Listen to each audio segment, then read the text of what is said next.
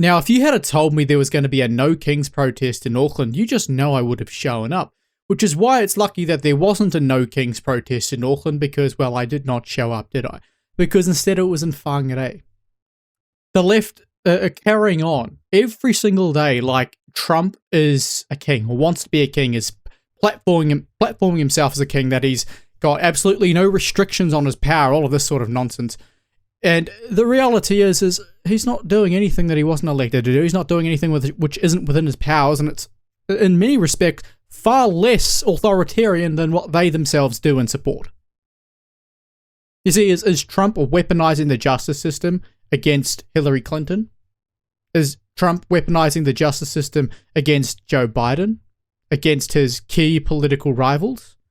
No, because the justice system wouldn't do it anyway, because they're filled with a bunch of deep state operatives who are working hand in hand with the Democrat Party. But it's ironic that the left like to bang on about the imported culture wars, whilst themselves having a No Kings protest in Whangarei. Honestly, there's nothing more important than the Democrat run. The Democrat, essentially it's like the Democrats' version of Te Pāti Māori's Toitu Te Tiriti activations. But hey, we probably shouldn't talk about that anymore because they're falling out.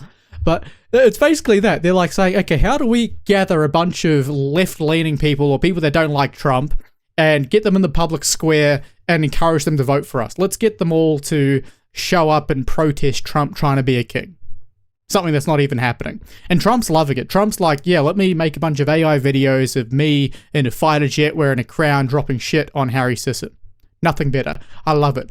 The fact that the Republican Party, Donald Trump, the MAGA movement, are using this to absolutely turn it around and shit all over their opponents, literally, is some of the best things. And that's why it's absolutely golden that our very own, our very, very own Anaru Hayes, and if you don't know who Anaru Hayes is, you aren't living. It's why it's absolutely golden that he pointed out the following. Imported culture war. I mean, it really doesn't get more brilliant than seeing this, and I wish I knew it was happening because I would have followed a bit more closely as to what was going on. The only news I've heard out of Whangarei recently was, I think, an EV blew up. But it's golden. Here they are protesting No Kings in a constitutional monarchy where we literally have a king who has no power. Instead, we have a government which the majority of the people who support the coalition now, actually, I shouldn't say majority because still around 30% support National, but where an increasing number of people who support the coalition doesn't even like the governing party or the primary governing party. That's how much of a king problem we have in New Zealand. But what gets me is what they've written underneath is the reasoning, the rationale behind it. Fight fascism. Let me just get out of the way a little bit. Fight fascism, fight oligarchy, fight exploitation, support democracy, support freedom, and people over profits. Point number one, fight fascism. Okay, where is the fascism in New Zealand's government right now? Where is it? Are you less free than you were 18 months ago? 2 years ago? Are you less free? Oh, I don't know about that one. So fight fascism, we can already throw that one out the door, which is ironic considering the only people that I've come across in the last few years that have been remotely fascist were the trans rights activists at the, Let Women Speak events.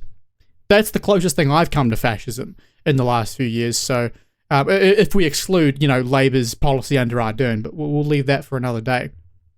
That's the closest I've come to fascism in the last few years in New Zealand. So it's interesting that they're under a national government saying no kings and wanting to fight fascism. The second one is fight oligarchy. Now, if I'm honest, I don't think you could accuse this government of being much, if any, more oligarchic in its manner than the last government. I mean, the last government was in the pocket of Big Pharma to push an experimental jab on people that destroyed many people's lives. So the whole fight oligarchy thing, the whole rationale behind it from their perspective is that the entire government's controlled by money. And so I think you're extremely naive if you think that the last Labour government wasn't, but this one suddenly is. So just we can leave that one at the door as well. It's no different to how it was previously. And as far as I'm concerned, kings aren't particularly a fan of oligarchies because it kind of goes in the way of the whole monarchy thing. fight exploitation. Now, is there exploitation happening under this government? I don't know. I don't think any of this government's policies explicitly condone or promote exploitation. What I do know is that the entire structure and foundation of the left-wing political movement is the exploitation of minority groups. And the exploitation of minority groups by ideologically capturing, lying to them, and attempting to control and gaslight them into voting for them, because if they don't vote for them, then the right, the so-called people that are being protested against in this big whatever the hell's going on our screen, they're the ones that are going to exploit them. Obviously, the counter is true. The left has been exploiting minorities for at least 70 years, and prior to that 70 years, they were the openly racist ones. So, yeah. Support democracy, says the very people who protest in favour of retaining undemocratic race-based seats, who want to give people different rights and duties under law based on their race, who want to see an entire ethnic group get guaranteed representation in Parliament, which goes completely against the whole point of democracy. Okay. Support freedom, says the people who are just lining up to be jabbed because Jacinda Ardern told them to. The very people who want to have people's opinions restricted if they are the wrong opinions. Support freedom indeed. In fact, the very people who are protesting against the government, who are significantly more pro-freedom than the last one, despite being terrible in this respect as well. But that tells you how bad the last government was. Support freedom. It's an insult to see it be something they're protesting for when they just simply don't stand for it at all. People over profits. They're Marxists. Now you've understood why all of these other points exist, because they're Marxists. That's when it comes down to it, that's what they are. The modern Marxists are fascists. The modern Marxists don't believe in oligarchy, they believe in they get to dictate what's going on, and you have to deal with it. The modern Marxists don't want to fight exploitation, they want to exploit minority groups in order to stoke their revolution. Marxists don't support democracy, what a joke. Democracy is a threat to the Marxist utopia that they've got going on in their head. Simply incompatible. Marxists obviously don't support freedom because the very way in which Marxism works is the opposite of freedom. It's about liberation so that you can then impose a new form of authoritarianism on them. So it's a short-lived liberation. The whole liberation aspect is the revolution itself. Then once that's done, well, you're going to be worse off than you were before. Put it that way. As for profits, well, I will say there are people who are part of Marxist regimes who become very profitable until they're murdered by their own people because they've been oppressed too long. Or they're just overthrown and bombed by the likes of the US. One of the two. So, no kings. I will tell you what, I'm increasingly less of a monarchist. So, in that respect, I can get behind this no king idea. But the no kings protest has nothing to do with King Charles, and so for that reason alone, it's a no from me.